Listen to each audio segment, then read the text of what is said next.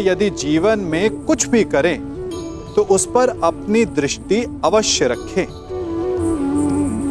क्योंकि आपके एक कर्म का फल आपका भविष्य बदल सकता है। हम वही बनते हैं जो हम चुनते हैं, क्योंकि वही हमारा भाग्य बनता है।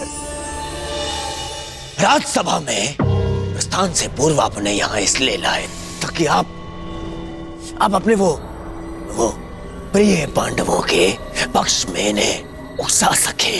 शांत रहो दुर्योधन। हस्तिनापुर के महामंत्री है ये, और एक महामंत्री के समक्ष तुम इस भांति बात नहीं कर सकते। मूर्खता मत करो। नहीं मामाश्री, नहीं, आज मुझे बोलने दीजिए। इन्होंने आज तक केवल पांडवों का साथ दिया और मेरा विरोध किया। दुर्योधन, अपनी वाणी पर संयम रखो। ये मत भूलो कि महात्मा विदुर न केवल तुम्हारे महामंत्री हैं, परंतु तुम्हारे काकाश्री भी हैं। काकाश्री होते तो मेरा समर्थन करते, उन पांडवों का नहीं।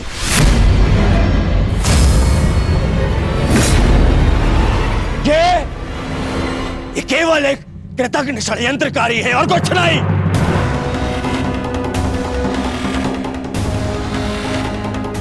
इन्होंने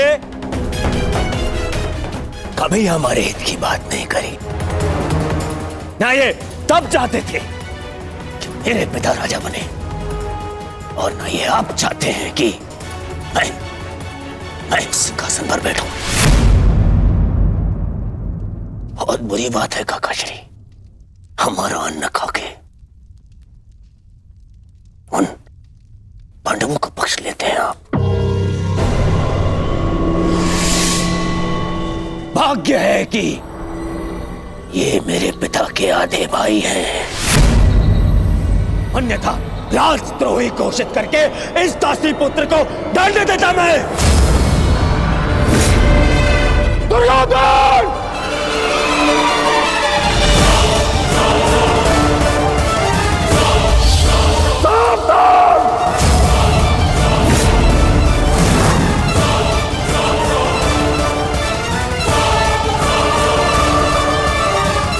ये आप क्या कर रहे हैं आर्य? आप तो शांत रहिए। बालक नहीं है ये, जो इसके हर अपराध को बालक समझकर क्षमा कर दूं। इसे स्मरण होना चाहिए कि मैंने शस्त्र शिक्षा तात श्री भीष्म से ली है। इसने मेरी निष्ठा पर प्रश्न किया। आज जिस प्रकार के शब्दों का प्रयोग इसने किया है, इसे हस्तिनापुर से निष्कासित कर देना चाहिए। निष्कासित तो मुझे आपको कर देना चाहिए। अपनी सीमा का उल्लंघन मत कर दुर्योधन।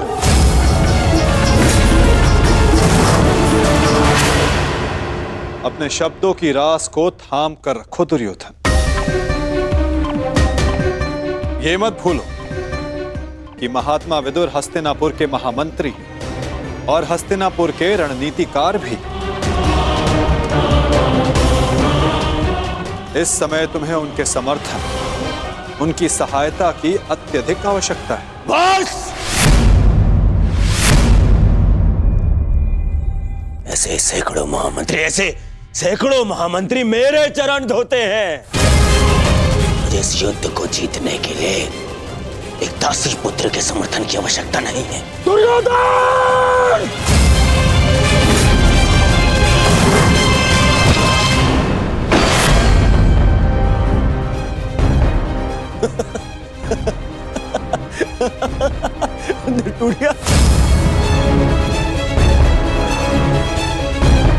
इस धनुष के साथ तुम्हारे प्रति मेरा समर्थन भी टूट गया है।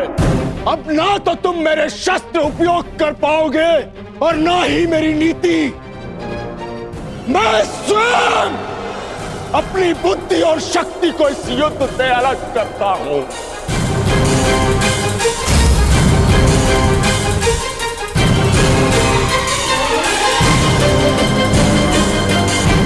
दुर्योधन, हंसना बंद करो ये हंसना। धर्मात्मा देखिए, क्षमा कर दीजिए इसे, बच्चा है, बालक है ये। छोड़िए मामा श्री, ऐसे दोगले इंसान का हमारे साथ ना होना ही हमारे लिए श्रेयस्कर है।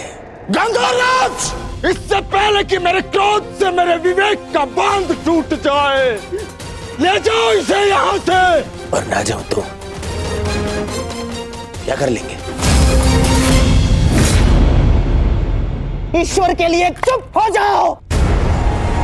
तुम्हें ज्ञात नहीं है तुमने कितना बड़ा अनर्थ किया है। अब चलो यहां से, चलो।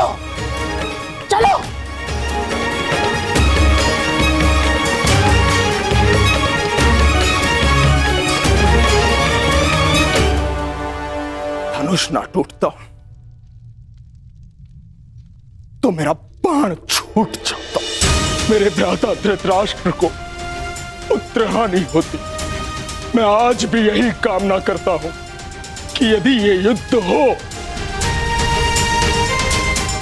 तो मेरे भ्राता धृतराष्ट्र के पुत्र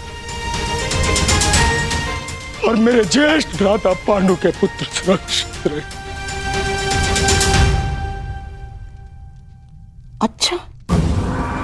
अच्छा खेल खेला आपने वासुदेव। मेरी बुद्धि तो ये सोच कर कुंड हो रही थी कि आपने दुर्योधन का आतिथ्य ठुकरा कर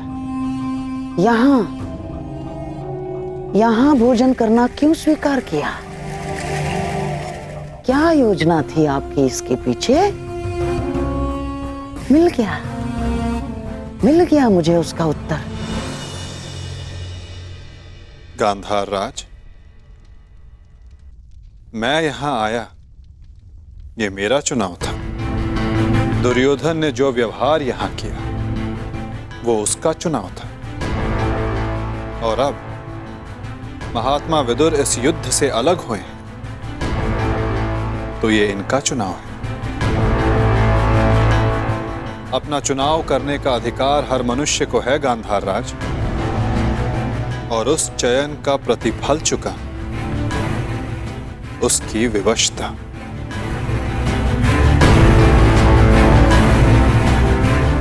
प्रणिपात।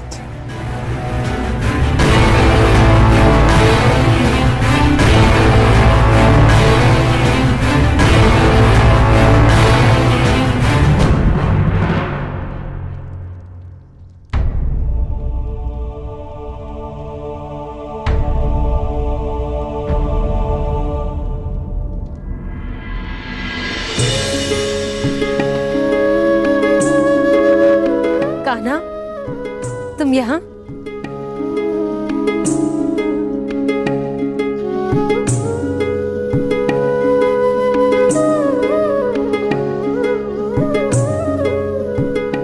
सोचा कि अपनी बुआ को बता दूं कि भूखे पेट शयन करने से बुरे स्वप्न आते हैं।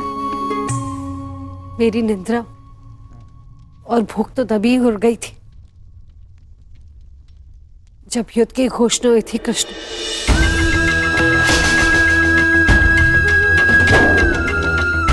जिस माता के पुत्रों का जीवन दांव पे लगा हो, उसकी आंखों में नींद कैसे आएगी? उसके गले के नीचे से निर्भला कैसे उतरेगा?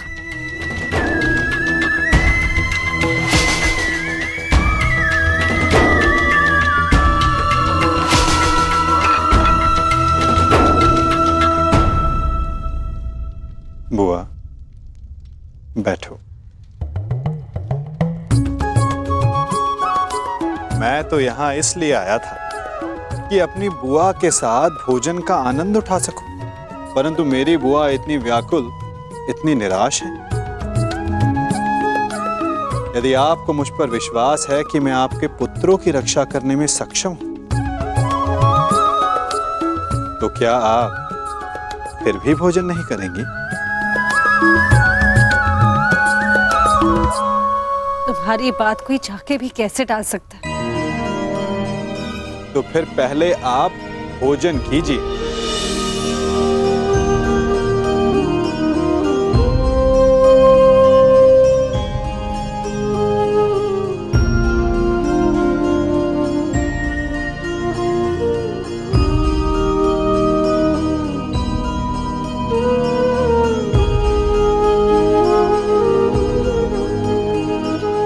यदि मेरे पुत्र यहाँ होते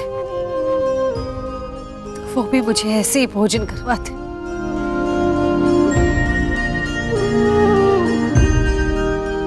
धन्यवाद कृष्ण, जो तुम यहाँ पर आकर मेरे पुत्रों के स्थान पर खड़े हुए और प्रकृत विकट परिस्थिति में मेरे पुत्रों का मार्गदर्शन करने के लिए।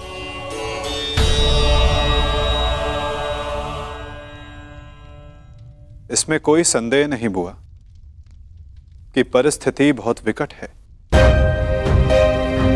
परंतु जो इस बात को समझ सकता है उसे इस परिस्थिति को टालने की, इस युद्ध को रोकने के लिए प्रयत्न करना चाहिए।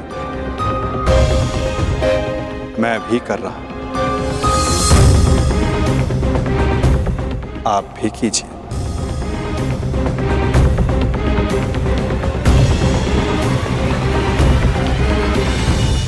मैं समझी नहीं, मैं क्या कर सकती हूँ?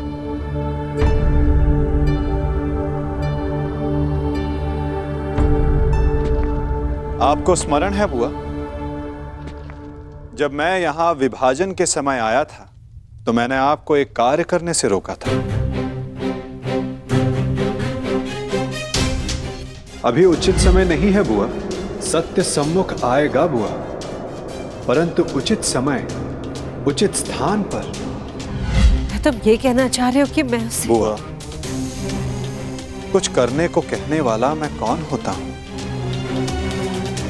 मैं तो बस इस परिस्थिति की गंभीरता को देख रहा हूं। शांति दूत बनकर आया हूं। प्रयास करूंगा कि इस युद्ध को रोक सकूं, परंतु प्रतीत ये होता है कि इस युद्ध को टाला नहीं जा सकता।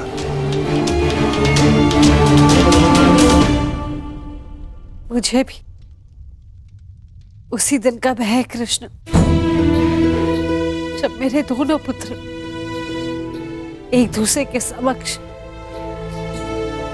अस्त्र दान कर एक दूसरे का रथ मारने के लिए प्रस्तुत होंगे,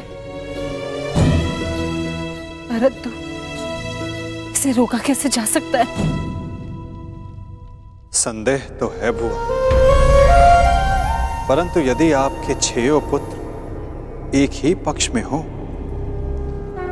तो कदाचित युद्ध का प्रश्न ही ना उठे।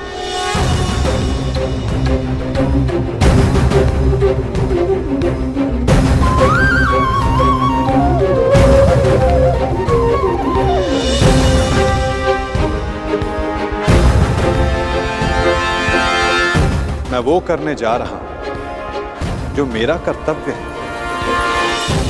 आप वो करें जो आपको उचित लगता है।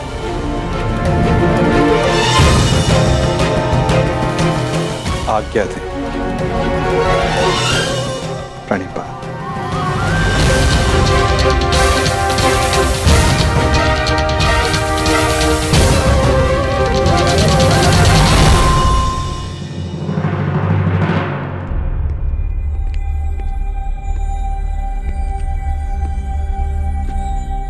माधव,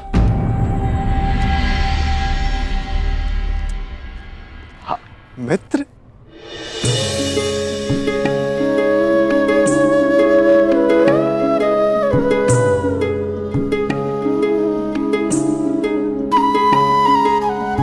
मुझे बहुत प्रसन्नता हुई तुम्हें फिर से देखकर। कहाँ थे तुम? मेरे स्वागत के लिए नहीं आए? क्योंकि मुझे नहीं लगता कि यहाँ आपको स्वागत देने के लिए बुलाया गया है। मैं तुम्हारा तात्पर्य समझा नहीं मित्र। आप सब जानते हैं फिर भी अनजान बन रहे हैं।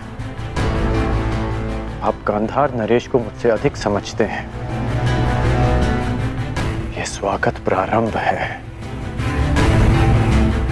इसके बाद अपमान होगा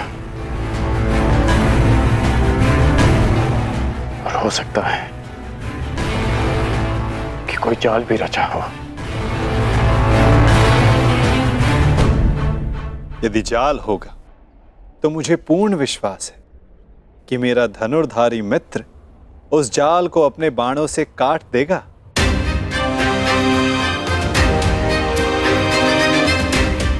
यदि मैं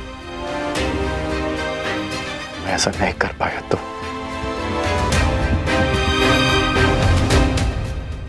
तो मैं स्वयं उसका त्राण करूंगा मित्र। हाँ, अब हम सबसे भिन्न हैं, अधिक सक्षम हैं, अधिक शक्तिशाली हैं, किंतु आप भी तो मानव का ही रूप है ना, और मानव सब कुछ नहीं जानता। अन्यथा आज आप दुर्योधन की सभा में नहीं आते।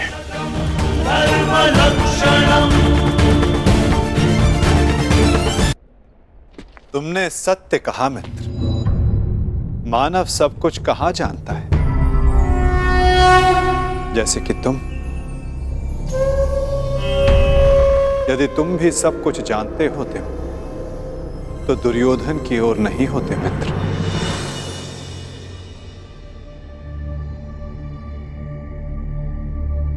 वासुदेव, बात को समझने का प्रयास कीजिए। मैं भावी संकट की बात कर रहा हूं।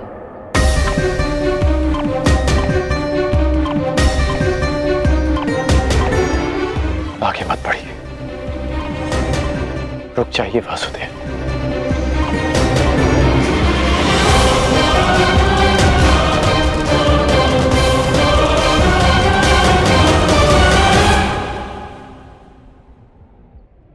मित्र, तुम चिंता ना करो। यदि मैं हर उस स्थान पर रुक जाता जहां संकट संभव था, तो मेरे जन्म लेने के पश्चात मैं बंदी गृह में नहीं रुक जाता मित्र। मामा कंस के बुलाने पर मथुरा नहीं जाता। मामाओं से निपटने का मेरा बड़ा अनुभव रहा है मित्र। मैं जानता हूं कि भीतर क्या होने वाला।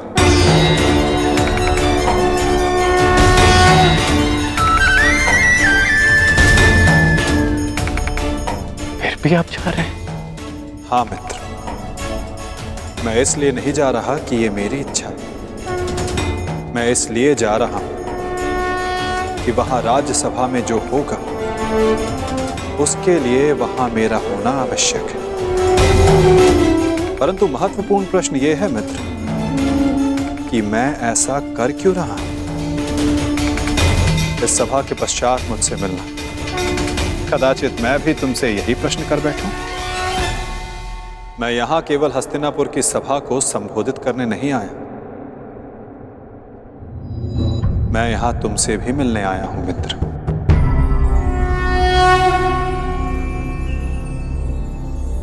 तुम सदा मुझसे यही प्रश्न करते आए हो कि मैं इस पक्ष में क्यों, मेरा मत क्या है। क्या मैं ही करता धरता हूं या केवल दृष्ट? क्या मैं ही कार्य साधता हूं या कार्य का साक्षी मात्र? मेरे साथ आओ मित्र, तुम्हें इन सब प्रश्नों का उत्तर मिल जाएगा।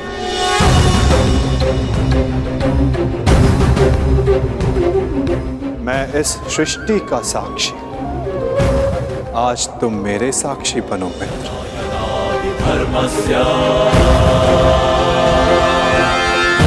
भवति भारत उत्थानम धर्मस्य तदात्मानं सृजाम्यहम् परित्राणाय साधूनां विनाशाय च दुष्कृताम्।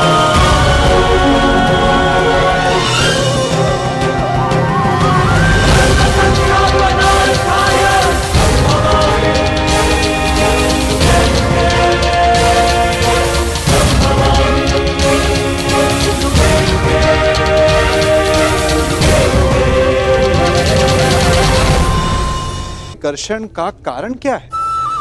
कभी सोचा है? कभी सोचा है कि जिससे आप प्रेम करते हैं, जिसके प्रति आप आकर्षित होते हैं, अचानक से उसके लिए मन में वितृष्णा आ जाती है और जिसके प्रति घृणा होती उसके लिए एकाएक आपके मन में प्रेम उमड़ आता है। कारण है दृष्टिकोण।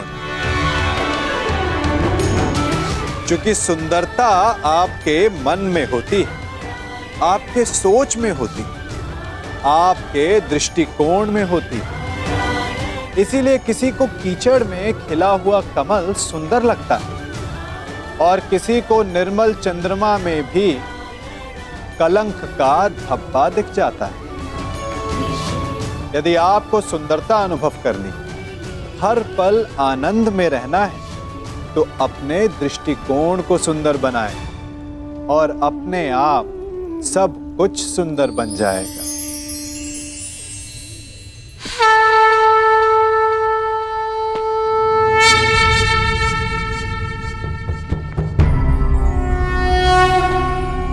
यदा यदा हि धर्मस्य ग्लानिर्भवति भारत अभ्युत्थानम् अधर्मस्य तदात्मानं सृजाम्यहम्।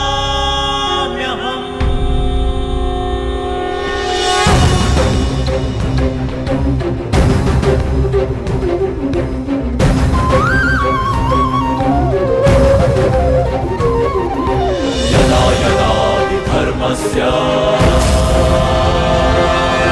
ग्लानिर्भवति भारत अभ्युत्थानम् अधर्मस्य तदात्मानं सृजाम्यहम्।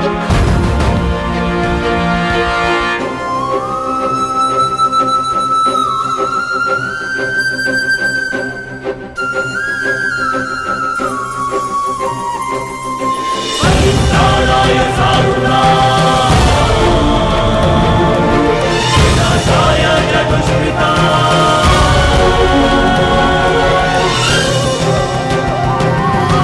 धर्मसंस्थापनार्थाय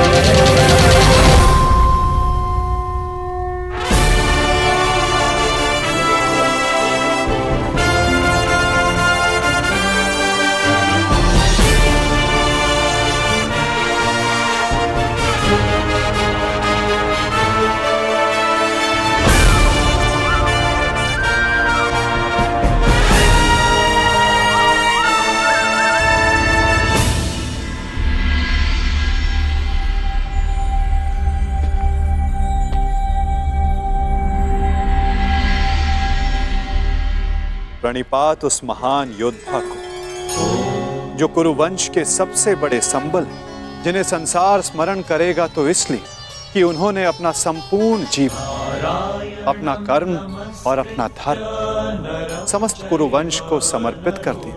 जो कुरुकुल का, कुरुवंश का मार्गदर्शन करते, उनको मार्ग दिखाते। कुरु गौरव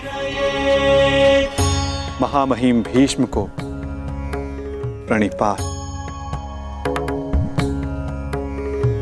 नारायणं नमस्कृत्य नरं प्रणिपात उस महान राजा को जो कुरुकुल का सर्वे सर्वा है, जो राष्ट्र का निर्माता है, उस महाराज धृतराष्ट्र को, इस शांति दूत कृष्ण का प्रणिपात। स्वस्ति।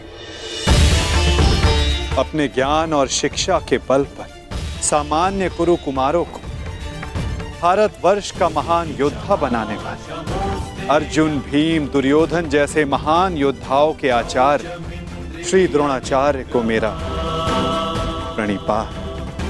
कल्याण हो वसुदेव। शमोस्तेयं शौचमिन्द्रियनिग्रहः निर्विघ्नं। प्रणिपात उस महान हस्ती को जो अपने लक्ष्य संधान में प्रवीण है, जिन्होंने अपनी बहन के पुत्रों के लिए अपना राज्य त्याग किया। जो अपनी तीव्र बुद्धि और नीति से कुरु कुमारों का मार्गदर्शन करते हैं, उस गांधार नरेश को प्रणिपात।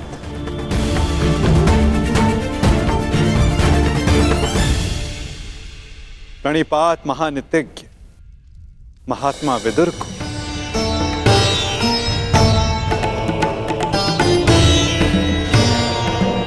प्रणिपात उन समस्त जनों को जो सभा में उपस्थित हैं, जो शांति के समर्थक हैं।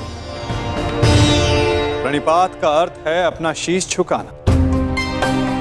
हम सब अपनी संतानों को उन सब के समक्ष शीश झुकाना सिखाते हैं जिन्होंने अपने जीवन में महान कार्य किए, परंतु मैं आप सबके समक्ष प्रणिपात इसलिए नहीं कर रहा कि आप सब ने महान कार्य किए।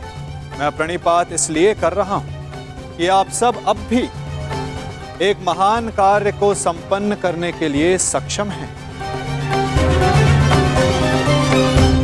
वो महान कार्य जो कि एक महायुद्ध है, एक महाविनाश है, उससे मुक्ति पाना, जिसके पश्चात एक महान शांति की स्थापना होगी, धर्म का उदय होगा। मुझे विश्वास है कि आप सभी कल आने वाले महाभारत के महाविनाश को देख सकते हैं, और यदि आप सब चाहें तो आर्यव्रत को इस विनाश से बचा भी सकते हैं। मुझे अधिक प्रसन्नता होगी कि आप सबके सहयोग से भारतवर्ष में होने वाले इस महाभारत से सबको बचा सकूं और मेरे यहाँ उपस्थित होने का लक्ष्य पूर्ण कर सकूं। मुझे पूर्ण विश्वास है कि आप सब में से कोई भी ये युद्ध नहीं चाहेगा।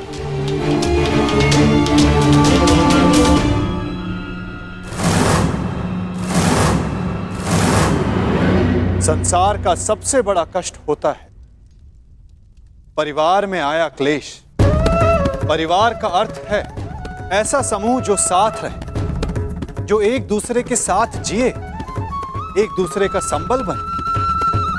यदि एक वृक्ष दूसरे वृक्ष की शाखाएं काटने लगे तो वृक्ष का अस्तित्व समाप्त हो जाता है महाराज धृतराष्ट्र। जब परिवार साथ रहता है तभी उन्नति होती है। मेरी मंत्रणा यह है कि एक वंशज के अहंकार के लिए समूचे वंश को दांव पर लगाना उचित नहीं, क्योंकि यदि वंशज का अहंकार जीत भी गया तो वंश अपना अस्तित्व हार जाएगा। इसलिए मैं वासुदेव कृष्ण पांडवों की ओर से शांति दूत बनकर आया, शांति प्रस्ताव लाया। यह युद्ध केवल भाइयों के मध्य का संघर्ष नहीं होगा, बल्कि इस युद्ध में संपूर्ण भारतवर्ष भाग लेगा।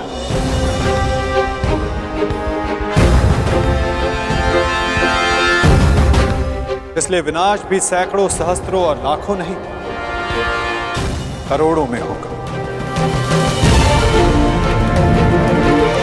और इसीलिए मैं ये अंतिम प्रयास करने आया, ये प्रस्ताव लाया कि आप सभी इस महाभारत को, इस महायुद्ध को रोकने के लिए मेरी सहायता करें।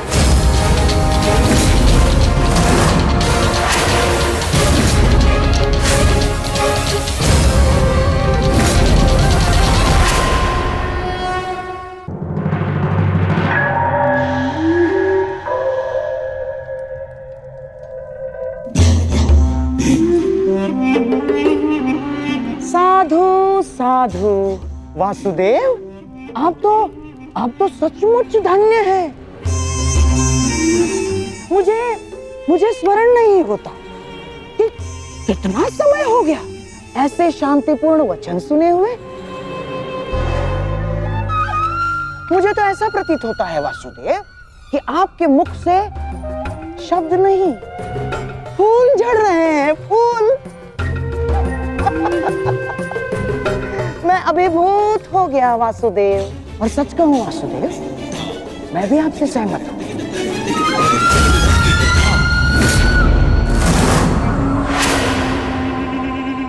मैं भी नहीं चाहता कि ये युद्ध हो ना। अमाश्री, ये क्या कह रहे हैं आप? हाँ दुर्योधन, वासुदेव बिल्कुल उचित कह रहे हैं। हमें इस युद्ध को रोकने का पूरा प्रयास करना चाहिए। समझ गए? हाँ हाँ वासुदेव, सबसे श्रेष्ठ युद्ध वो है जो कभी हो ही नहीं, और युद्ध की परिस्थिति उत्पन्न न होने देने का एक ही उपाय है कि एक पक्ष दूसरे पक्ष पर आक्रमण ना करे।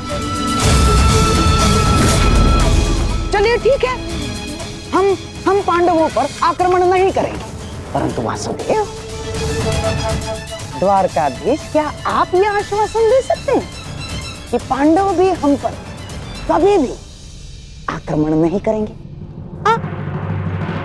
कभी भी। गांधार नरेश, आप आक्रमण के संदर्भ में बात कर रहे हैं और मैं यहां युद्ध की आवश्यकता को ही समाप्त करने के विषय में बोल रहा हूं। अच्छा ऐसा है। यदि ऐसा है वासुदेव, तो हम आपका प्रस्ताव सुनना चाहेंगे। हाँ, आप शांति दूत हैं तो संदेश तो लाए होंगे, और हाँ, ऊपर से आप शांति प्रस्तापित करना चाहते हैं। तो वासुदेव, शांति प्रस्तापित करने के लिए जिस समाधान की आवश्यकता होती है वो समाधान भी लाए होंगे आप, है ना? बताइए क्या है इसका समाधान? प्रत्येक युद्ध की नींव में अन्याय छिपा होता है गांधार राज, और अन्याय का केवल एक ही समाधान है, और वो समाधान है न्याय।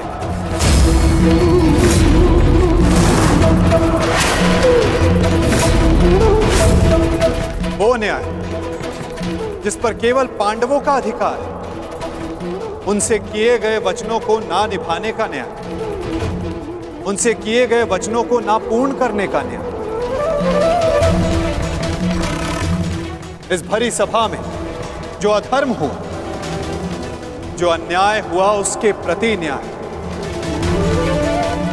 महाराज धृतराष्ट्र, मैं यहां पांडवों की ओर से उनके साथ जो अन्याय हुआ उसका न्याय मांगने आया। कैसा अन्याय वासुदेव? वो अन्याय जो एक धर्म सभा में एक अधर्म द्यूत माध्यम से हुआ था। वो अन्याय जो कुरुकुल के ज्येष्ठ जनों के समक्ष कुलवधू पांचाली के साथ हुआ।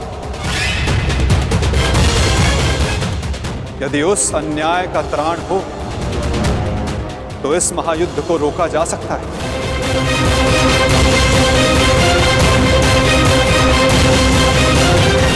कुरुकुल श्रेष्ठ महाराज धृतराष्ट्र, महामहिम भीष्म, मैं पांडवों की ओर से उस अन्याय के लिए न्याय मांगने आया हूं। स्मरण रहे महाराज, यदि आपने पांडवों को न्याय नहीं दिया, या तो उसे वो पुण्य से अर्जित कर लेंगे या फिर उसे छीन लेंगे।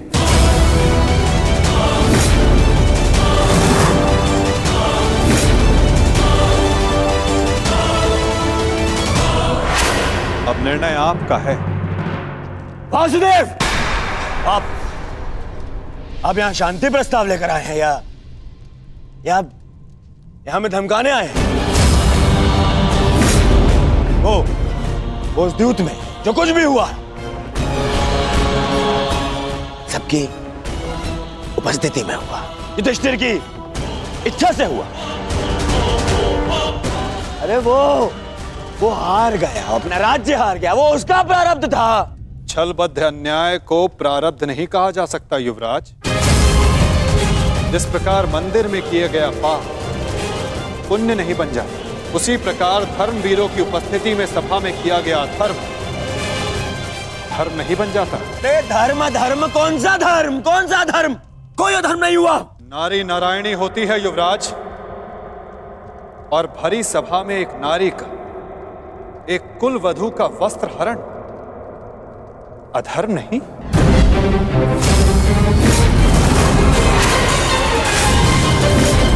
यदि तुम्हें विश्वास नहीं तो अपने ज्येष्ठों की झुकी दृष्टि से पूछो दुर्योधन, उन वस्त्रों से पूछो जो आपको आपके मन की नग्नता अनुभव कराने के लिए आपके शरीर से दूर हो गए। उन प्रतिज्ञाओं से पूछो जो पांडवों ने अपने भ्राताओं के विनाश के लिए मांगी। ये प्रतिज्ञा लेता हूँ पर यही जंगल तोड़कर तुम्हारा प्राण ले लूंगा दुर्योधन। उस श्राप से पूछो जो द्रौपदी ने समस्त कुरुकुल को दी। इस सभा में उपस्थित वो हर व्यक्ति जिसने मौन रहकर ये अधर्म होते हुए देखा, उन्हें उनके मौन रहने का दंड मिलेगा। श्राप है ये अग्निसुता द्रौपदी का। परंतु यदि आप सब चाहें तो पांडव अपनी प्रतिज्ञा को त्याग देंगे। द्रौपदी अपना श्राप वापस ले लेंगे। बस आप सबको अपनी भूल का अनुभव करके पांडवों को केवल उनका अधिकार देना है।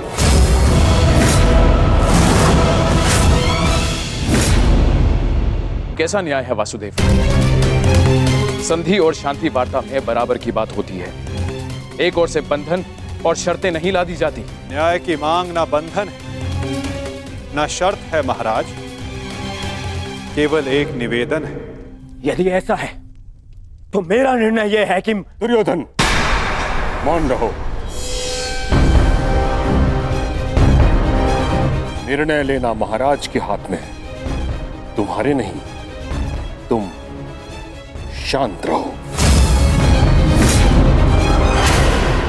राजा होने के नाते मेरा कर्तव्य है कि मैं सबकी बातें सुनूं ताछरी, अपने मंत्रणाकारों का सम्मान करूं। दुर्योधन युवराज है, हस्तिनापुर का भवी महाराज है, इसलिए इस संदर्भ में मैं अपने पुत्र और हस्तिनापुर के युवराज दुर्योधन को अपना निर्णय प्रस्तुत करने की अनुमति देता हूं।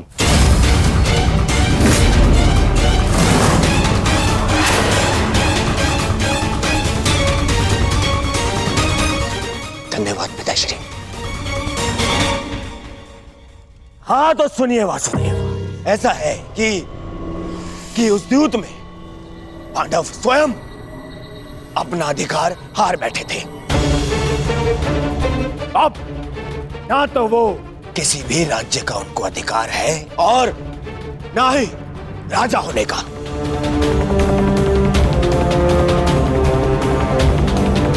इसीलिए मैं दुर्योधन ये घोषणा करता हूं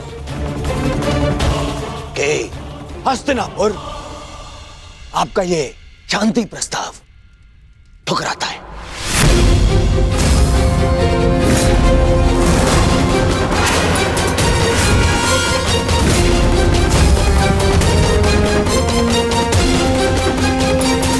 दुर्योधन, क्या तुम्हें इस बात का अनुमान भी है कि शांति प्रस्ताव ठुकराने का अर्थ है युद्ध को निमंत्रण?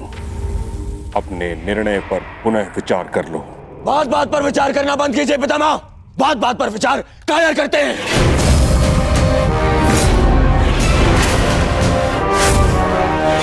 योद्धा का जन्म ही युद्ध के लिए होता है और मैं इस युद्ध के लिए प्रस्तुत हूं।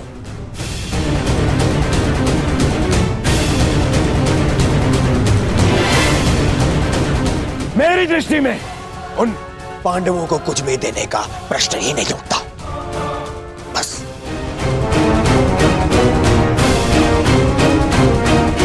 मैंने ये सभा समझौते के लिए रखवाई थी, न कि अपने ही अधिकार के त्याग के लिए। ये मेरा अंतिम निर्णय है।